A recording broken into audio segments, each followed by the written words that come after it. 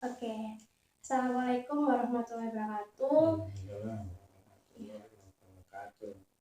Sebelumnya selamat malam Bapak, saya Faida Hakim dari jurusan Sosiologi Fakultas Ilmu Sosial dan Hukum Universitas Negeri Surabaya. Di sini kepentingan saya adalah mewawancari Bapak tentang bagaimana Pancasila di Indonesia. Begitu Bapak. Oke, mungkin dari Bapak sendiri ingin perkenalan.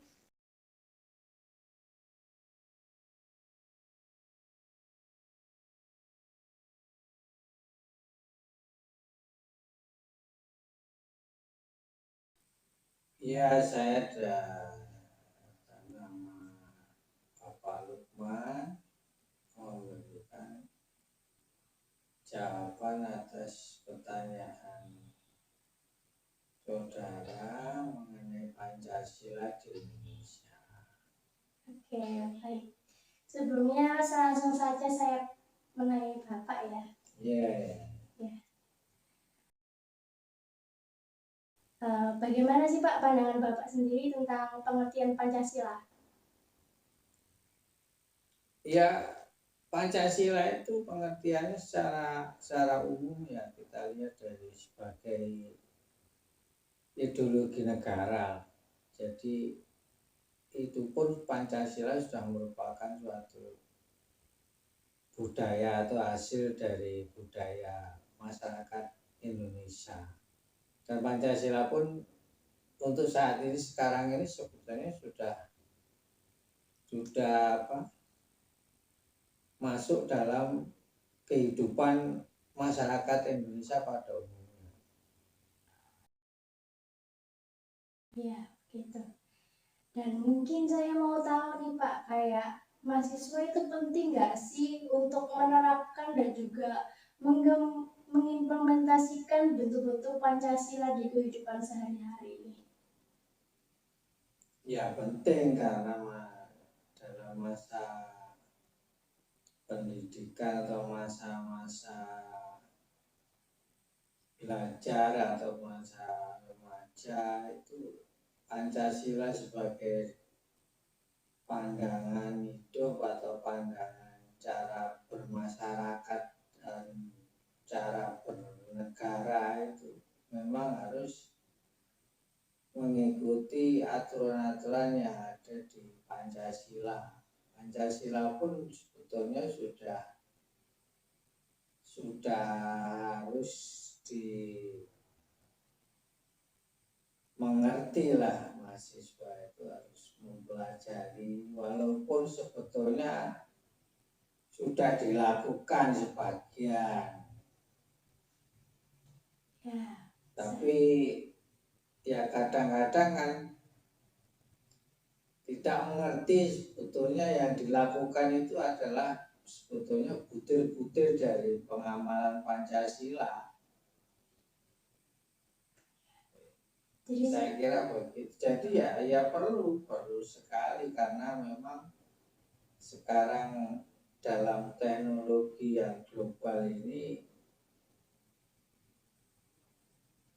ideologi negara lain pun juga banyak sekali yang masuk ke Indonesia. Kalau kita tidak mempertahankan budaya kita sendiri ya akhirnya akan menjadi apa ya, istilahnya itu menjadi suatu yang tidak semestinya kita punya ideologi sendiri. Ya, karena memang saya lihat juga di negara-negara maju kayak negara Amerika itu terus China itu kan apa ya, negaranya kapitalisme ya Bapak. Nah, menurut Bapak sendiri kayak mungkin nggak sih Indonesia bakal jadi kayak gitu kalau misal nanti Pancasila mungkin tiba-tiba kayak kehilangan makna di Indonesia? Ya sepanjang kita tidak melakukan perubahan secara frontal ya tidak mungkin. Itu sebetulnya sudah menjadi perilaku. Jadi walaupun negara-negara yang lain mempunyai ideologi yang bebas, yang Tapi kita kan mayoritas di Indonesia itu juga kebanyakan masyarakat yang taat pada agama dan taat pada kebudayaannya sendiri. Jadi saya kira ya kalau dibilang enggak mungkin ya enggak, tapi terkikis juga bisa. Masalahnya kalau masyarakat kita tidak melestarikan budayanya sendiri itu ya bisa nantinya akan bisa begitu. Tapi kalau saya lihat untuk sekarang dan beberapa tahun yang akan datang, saya kira tidak akan, karena masih percaya kepada ideologi Pancasila. Oke, ya. Si Pancasila itu Pak. Terus mungkin menurut pandangan Bapak sendiri tentang rasisme yang ada di Indonesia itu bagaimana? Ya sebagian kecil lah. Kalau rasisme itu orang sebetulnya itu perilaku yang menyimpang. Rasisme itu kan pandangan orang-orang yang istilahnya itu terlalu egois lah, istilahnya terlalu apa ya, memandang dirinya itu super sebetulnya. Kalau masyarakat Indonesia seperti itu enggak banyak, ya ada itu, enggak banyak orang yang seperti itu. Tapi pandangan-pandangan seperti itu ya enggak benar gitu. Artinya itu bertentangan dengan Pancasila. Pancasila sendiri tidak mengajarkan itu, sesuai dengan kemanusiaan yang sila kedua itu kemanusiaan yang adil, kemanusiaan kemanusiaan yang adil itu kan tidak sesuai dengan butir-butir Pancasila sila kedua.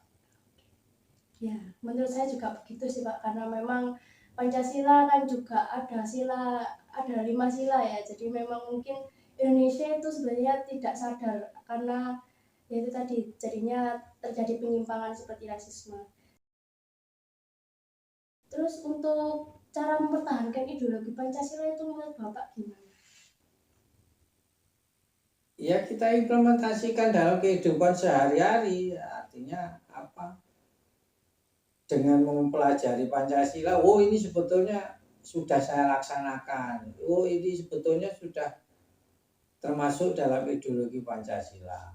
Apalagi kalau masyarakat Indonesia itu kebanyakan mayoritas kan juga orang taat beragama. Syariat agama Islam pun mengajarkan demikian, Kristen pun juga demikian.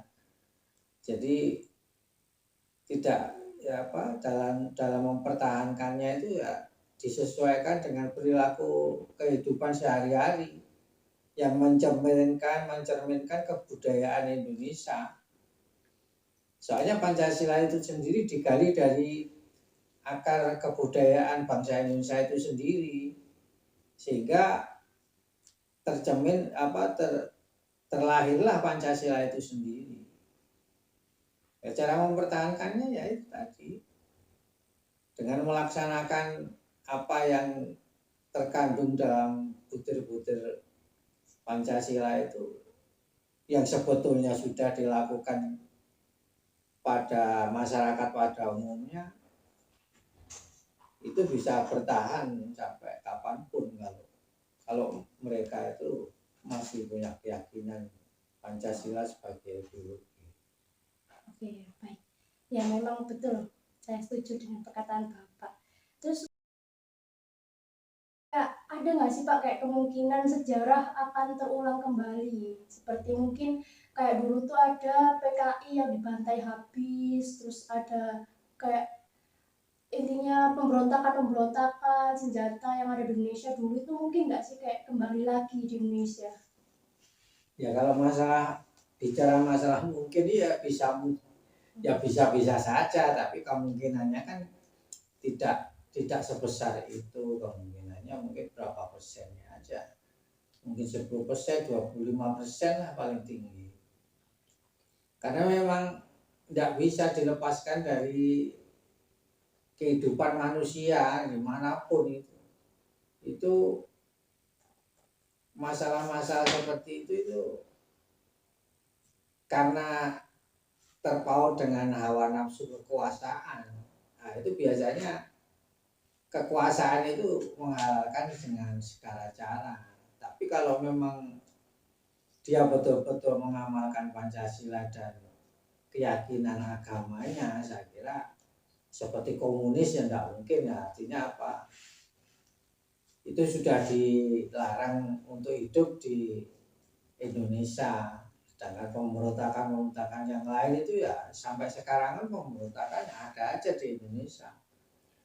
Walaupun yang kelihatan maupun yang jelas-jelas kelihatan, walaupun yang ada ya tidak kelihatan. Seperti gerakan-gerakan separatis itu kan tetap ada.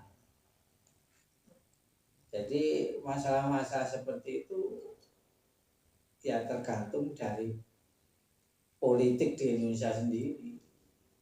Oh ya, betul. Semua tergantung dari politik dari Indonesia sendiri ya Kak. Tadi kan Bapak sempat menyinggung tentang separatisme. Mungkin bisa dijelaskan sedikit apa sih Kak, kayak separatisme itu apakah pemberontakan ataukah mungkin pemberontakan bersenjata atau bagaimana? Mungkin bisa dijelaskan sedikit. Ya, separatis itu semacam orang yang mengingkari lah adanya Indonesia. Mereka biasanya akan mau membuat ideologi sendiri. Jadi bangsa itulah pemberontakan. Tujuannya kan tidak puas dengan sistem yang ada di negara Indonesia. Oleh karena itu dia membuat suatu gerakan gitu ya. Walaupun gerakannya itu belum besar, itu mesti ada aja. Seperti itu semacam itu. Berarti ya kalau di Indonesia seperti di Papua masih ada sampai sekarang.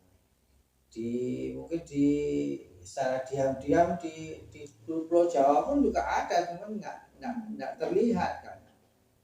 Nggak apa semata-mata gitu. Mereka masih punya mental ideologi yang tidak mengakui Pancasila. Itu ya ada aja namanya orang banyak, tapi kan kita mayoritas menyetujui Pancasila sebagai ideologi, dan itu pun sudah ditetapkan sesuai dengan sistem perpolitikan di Indonesia. Oke.